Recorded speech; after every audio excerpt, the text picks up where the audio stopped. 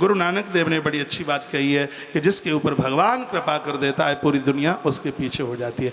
एक चौपाई आपने सुनी है, जा पर कृपा राम की होई ता पर कृपा करहि सब कोई। कुछ दो चार चौपाइयाँ ऐसी हैं जो रामायण में नहीं है, फिर भी हम और आप लोग उसको बोल ही लेते हैं। एक चौपाई और भी है, कलयुग केवल नाम आधारा, सुमेरे सुमेरे नर उतर ही पारा। रामायण में नहीं है। सकल पदार्थ है जग माई, कर्महीन नर पावत नाई। रामायण में नहीं है। जा पर कृपा राम की होई ता पर कृपा करहि सब कोई। रामायण में नहीं है। फिर ये कहाँ है? कबीर साहब के एक बहुत बड़े शिष्य हुए हैं जिनका नाम है गरीबदास। गरीबदास ने यह गुरुवाणी में इन चौपाइयों को डाला है। स्वयं मिथिला नरेश जनक ही गुरु नानक देव के रूप में जन्म लिए और उन्होंने गुरु ग्रंथ साहब में 5942 बार राम राम शब्द का उच्चारण किया है। उसका अर्थ बड़ा मलूक निकलता है। वो चौपाई ऐसे है, राम ही केवल हरि गुण गा, कलयुग केवल हरि गुण गाहा, गावत नर पावै भवता। लेकिन बोलते हैं उनका अर्थ बहुत बढ़िया है। जिसके ऊपर भगवान कृपा कर दे दुनिया सब उनके पीछे पीछे हो जाती है। जिस पिता ने रोका नहीं, आज वह पिता अपनी गृहिणी को साथ में लेता हुआ पहुंचा। लेकिन आनंद की बात यह है कि ध्रुव जी महाराज ने सबसे पहले माता सुरुचि को प्रणाम किया। मैं तो कहता हूं कि यदि किसी से बदला लेना है तो राइफल की गोली से नहीं, अपनी सरलता से, अपनी सरलता और विनम्रता से बदला लीजिए। अपनी विनम्रता से इतना घायल कर दीजिए कि वो इतना टूट जाए कि जिंदगी भर गर्दन ना उठा पावे आपकी सरलता के सामने। गोली से मारा तो क्या मारा, अपनी विनम्रता से प्रभु श्री राम जी ने लज्जित कर दिया था भगवान परशुराम को। विनम्रता कोई बात है। हे प्रभु, जिसने ऐसा अपराध किया है वो कोई आपका ही सेवक होगा। ये कथाएं हमें यही तो बताती हैं। पूरी दुनिया उसका सम्मान करती है जो व्यक्ति विनम्र होता है। अकड़ दिखाता है पेड़, उसको प्रकृति के थफेड़े तोड़ करके रख देते हैं। जो घास नीचे झुकती रहती है, छिलमिलाती रहती है, तूफान ऊपर से निकल जाता है और दूरबा गजानंद के ऊपर जाकर के चढ़ जाती है। विनम्रता के साथ हम लोगों को घायल कर दें। यदि बंदूक के कारतूस से बदला लिया तो क्या है, अपनी विनम्रता को ऊपर लेकर के आया जावे। इन तमाम कथाओं में मेरे प्रभु श्री राम जी ने तो यही की तो किया, प्रथम राम भेंटी केकई। वहाँ भी प्रभु श्री राम माँ केकई को मिलते हैं। ये जरूरी नहीं है कि वृद्ध अवस्था में ही भगवान का भजन होता है। परमात्मा को भजने के लिए कोई आयु उम्र नहीं देखी जाती। यही बात प्रहलाद जी ने कही है, सुनिए। कौमार आचरित प्राज्ञो धर्मान भागवतान्यः दुर्लभम मानसम जन्म तदप्य ध्रुव मतिर्दम। यही बात प्रहलाद जी ने कहा कि कौमार अवस्था से ही भगवान के भजन में लग जाना चाहिए। ऐसे ही ध्रुव जी के वंश में आगे चल करके बड़े बड़े राजा हुए, उत्कल हुए, उनके यहाँ अंग हुए, उनके यहाँ बैन हुए। वैन तो नंबरी मूर्खता, यष्टव्यम न दातव्यम न होतव्यम न द्विजाकृशुद। इसने यज्ञ इत्यादि को सबको बंद करवा दिया। इन्हीं के देह का मंथन किया गया तो उसमें से भगवान पृथुदेव प्रकट हुए और धरती को उन्होंने अपनी बेटी माना। इसलिए तो धरती को पृथ्वी के नाम से जाना जाता है। इसलिए धरती का नाम पृथ्वी है क्योंकि पृथुदेव ने इसे अपनी बिटिया के रूप में स्वीकार किया है। ऐसे भगवान पृथुदेव जिन्होंने परमात्मा से 10,000 कान मांगे।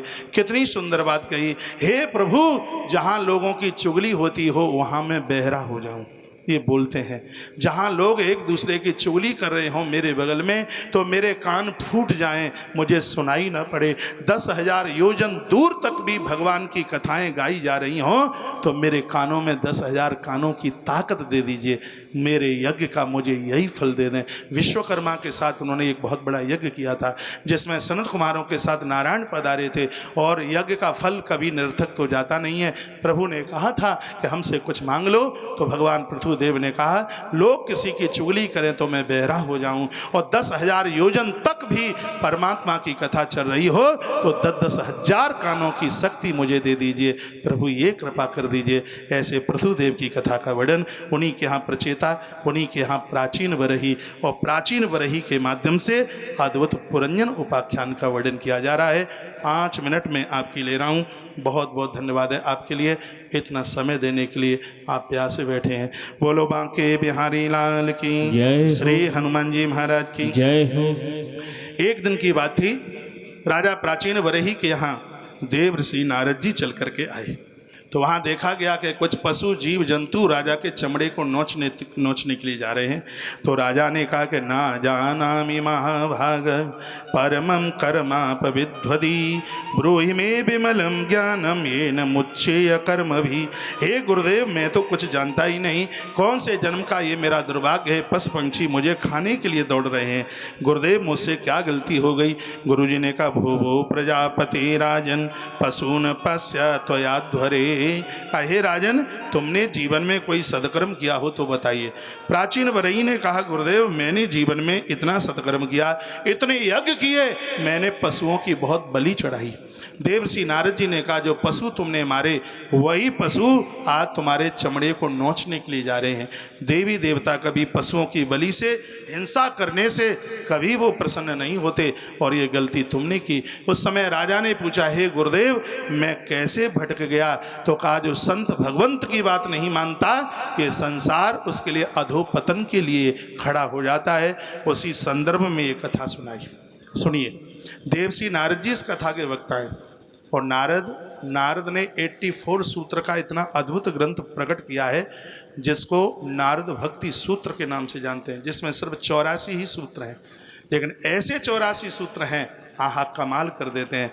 जो नारद भक्ति सूत्र के भक्ति के जो परमाचार्य हैं वो देवर्षि नारद जी पुरंजन उपाख्यान की कथा स्वयं सुना रहे हैं, इसलिए कथा और ज़्यादा प्रभावशाली हो गई। कहा राजन सुनिए, आसीत पुरंजनो नाम राजा राजन ब्रच्छवा तस्या विज्ञात नामासी सखा विज्ञात चिष्टिता। कहा हे राजन, एक समय की बात है, इस मृत्यु लोक में दो मित्र आए। एक का नाम था अविज्ञात और दूसरे का नाम था पुरंजन। दोनों भ्रमण करते करते धरती पर आए। सोनवेशमाणा शरणम बब्राम पृथ्वी प्रभुम।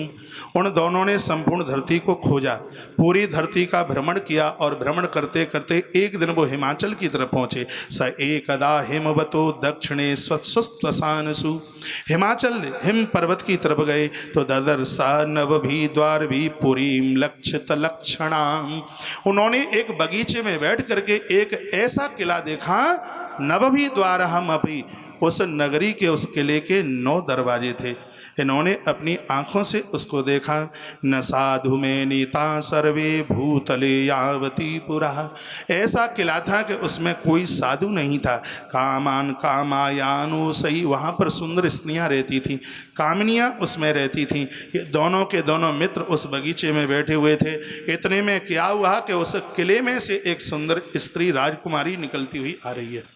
उसके सामने 5 फण वाला सांप चल रहा है और एक कोई मंत्री जैसा व्यक्ति हाथ में डंडा ले करके चल रहा है।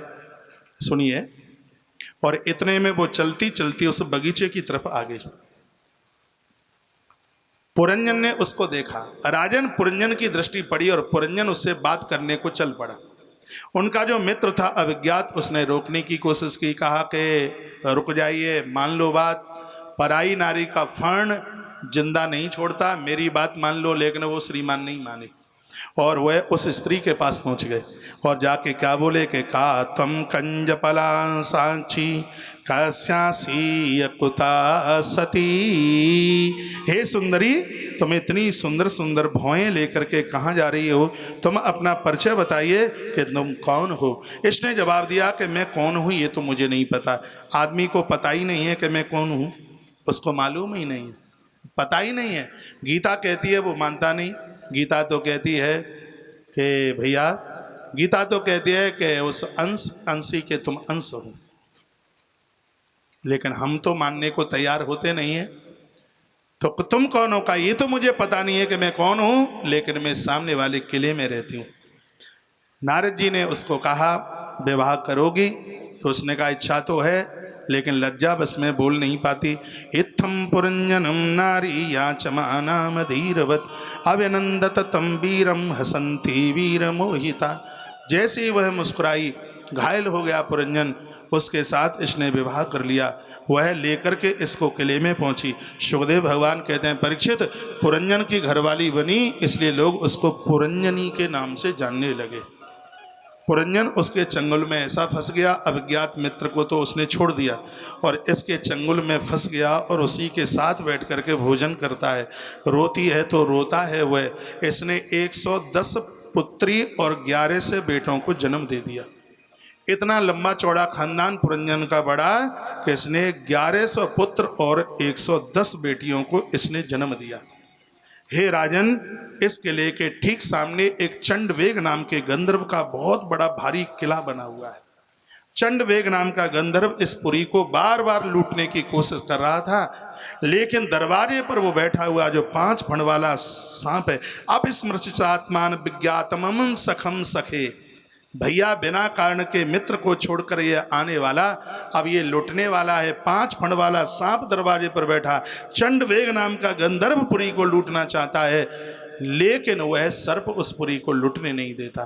चंडवेग ने कई बार चढ़ाई और वो वापस हो गया। तत्पश्चात उसने एक स्त्री का सहारा लिया। परीक्षित उस स्त्री का नाम था जरा। इसने उस स्त्री का जरा का सहारा लिया। उसका एक भाई था जिसका नाम था प्रज्वार। प्रज्वार ने आकर किले में आग लगा दी और धुधकता हुआ किला जल रहा था। उस समय दोनों के दोनों जल करके उस महलों में, उस पुरी में दोनों राख हो गए। मरते समय स्त्री ने पुरुष का चिंतन किया और पुरुष ने उस स्त्री का चिंतन किया। जो इस समय में जो पुरुष था पुरंजन, वो अगले जन्म में स्त्री, और जो पुरंजनी स्त्री थी वो अगले जन्म में मलयध्वज नाम के जो राजकुमार बने। पहले की वासना इतनी थी कि अगले जन्म में भी दोनों का पाणिग्रहण, दोनों का विवाह हो गया। दोनों जीवन जीने लगे, रहने लगे। एक दिन राजा मलयध्वज आखेट के लिए वन में गया। हिंसक पशु ने उसके ऊपर आघात किया और उसकी मृत्यु हो गई। तो उसकी गृहिणी, वह रानी, उसके साथ मरने को तैयार हुई। जैसे ही चिता पर जलने को तैयार हुई, परीक्षित, इतने में पूर्व का मित्र अभिज्ञात वहीं चल के आ गया। यहाँ तक आई बात समझ में? धन्यवाद। अभिज्ञात चल करके आया और अभिज्ञात ने उसको देखा। विपड़स्तु क्रिया शक्तिर्भूता प्रकृतस्तरव्य। यह प्रकृति का काम नहीं है कि तुम मरने के लिए जा रही हो। अपना परिचय बताइए, तुम कौन हो? पूछा तो उसने जवाब दिया कि यह मेरे पति हैं मलयध्वज राजा और मैं इनकी पत्नी हूँ। हिंसक पशु ने इनको मार डाला है और इसलिए मैं इनके ऊपर सती होने के लिए जा रही हूँ। तो उस अभिज्ञात ने कहा कि बिल्कुल भी मरिए मत, मुझे पहचानिए मैं कौन हूँ। मैं तुम्हारा वही मित्र हूँ, मेरा नाम अभिज्ञात है। परीक्षित राजा को एकदम झटका लगा और परीक्षित राजा ने कहा, गुरुदेव आपसे प्रार्थना है बीच में ना बोलूं, मैंने संकल्प लिया है, लेकिन कुछ बात पूछने के लिए मुझे पूछना पड़ता है। इस कथा को थोड़ा विस्तार पूर्वक बताइए। आप ये बताइए अभिज्ञात है कौन? आप ये बताइए पुरंजन कौन है? ये चंडवेग कौन है? वो स्त्री जरा कौन जिसने अपने भाई का सहारा लेकर के किले को फूंक दिया? अरे वो 5 फड़ वाला सांप कौन है जो पुरी में अंदर प्रवेश नहीं होने देता? गुरुदेव ये आप मुझे बता दोगे तो मुझे बहुत अच्छा लगेगा। तो भगवान सुखदेव कहने लगे, ना अविज्ञातम ज्ञातम अविज्ञात, जिसको कभी वेद की ऋचाएं भी नहीं जान सकती, जिसको समझ नहीं सकती, वो जिसको जनाना चाहता है वही जान पाएगा। उस ईश्वर का नाम ही अविज्ञात है। जिसके अंदर दुनिया भर के छिद्र हैं उसका नाम है पुरंजन। ये जीव और परमात्मा, जीवात्मा और परमात्मा दोनों एक बार मृत्यु लोक में भ्रमण करने के लिए आए तो वो विशेष भूमि में हिमालय की तरफ निकल पड़े। वहाँ एक बगीचे में वह बैठे हुए थे। तो उन्होंने उसी बगीचे में बैठे बैठे 9 दरवाजे वाला एक किला देखा। परीक्षित, वो नवनिर्मित किला कोई और नहीं, मनुष्य देही 9 दरवाजे वाला वो किला है जिसमें 9 दरवाजे हैं। उस 9 दरवाजे के किले में एक स्त्री रहती है जिसका नाम मैंने पुरंजनी दिया है। वो कोई और नहीं है, वो बुद्धि ही पुरंजनी है। 5 प्राण वाला, जो 5 फण लिए हुए सर्प चल रहा है, वो 5 प्राण ही उसकी देहली को, उस देह की रक्षा में लगा हुआ है। और वह मन जो डंडा लेकर के चलता है उसका नाम है विदुरथ। और ये जीव ही वो पुरंजन है जिसमें दुनिया भर के छिद्र भरे हुए हैं। ईश्वर ने उसको समझाया लेकिन यह जीवात्मा माना नहीं। काल ही चंडवेग नाम का गंधर्व जो बार बार उस पुरी को लूटना चाहता है, लेकिन पंच प्राण उस पुरी को लूटने नहीं देते। तो चंडवेग ने एक स्त्री का सहारा लिया जिसका नाम है जरा। हे परीक्षित, ये जरा कुछ और नहीं है, ये वृद्धा अवस्था, ये बुढ़ापा ही वो जरा है। ये जिसके ऊपर अतिक्रमण कर दे फिर वो तो जर ही हो जाता है। और उस बुढ़ापे का एक सगा भाई है जिसका नाम है प्रज्वार। प्रज्वार कुछ और नहीं है, मृत्यु ही वो प्रज्वार है। जरा के सहयोग के द्वारा मौत ने आग लगा दी। अंतोमति सोया गति, जर होता हुआ किला फूक रहा था। और अंत में जिसने जैसा विचार किया था परीक्षित, अगला जन्म तो वर्तमान समय पर है, मृत्यु के समय पर लोग जैसा चिंतन करेंगे अगला जन्म उनका उसी प्रकार से हो जाएगा। कभी आपने देखा, मैंने कहीं सुना था, एक दादी कह रही थी, महाराज देखो इसकी नाक तो बिल्कुल जाके दादी जैसी लग रही है। अब उसको क्या पता था, संतान थी नहीं, दादाजी एक नाती के चिंतन में मौत को प्राप्त हो गए तो घर में दादाजी ही नाती बनकर के आ गए। अंतोमति सोया गति। इसी भागवत के लास्ट में वर्णन है कि भगवान के हाथ से मरने वाला तो तरना चाहिए, लेकिन वाली एक जाकर के व्याध बन गया। क्यों? क्योंकि ईश्वर के अंदर इसने व्याध का दर्शन किया था।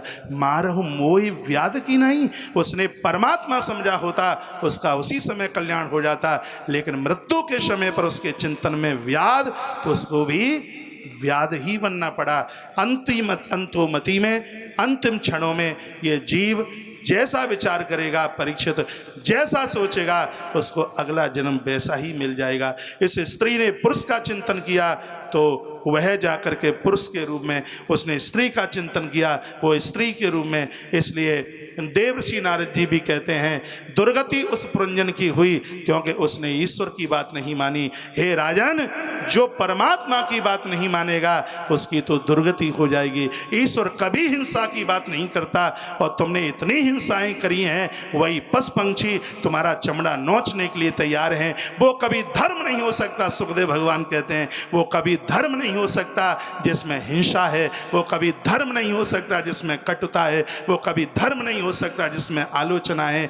भगवान सुखदेव सावधान करते हैं, हे राजन, ये पुरंजन उपाख्यान सुनाकर मैं पूरे जगत को यही बताना चाहता हूँ, वानप्रस्थ जीवन जीतते हुए वृद्धावस्था जैसे ही चल करके आ जावे उस समय व्यक्ति के चतुष्टय अंतःकरण में परमात्मा के अलावा और कुछ नहीं होना चाहिए। जो अपने अंतिम समय में ईश्वर का ध्यान करता हुआ मुक्ति को प्राप्त कर लेता है परीक्षित, बस यही पुरंजन उपाख्यान का सार है, यही पुरंजन उपाख्यान है। अंत में भगवान के शरणापन्न हो जाइए। ईश्वर से बढ़कर कोई था नहीं, ईश्वर से बढ़कर कोई है नहीं और ईश्वर से बढ़कर के कोई होने वाला नहीं है। ये बात समझ में आ जाए, यही है पुरंजन उपाख्यान। बोले भक्तवत्सल भगवान की जय हो, आज के आनंद की जय हो।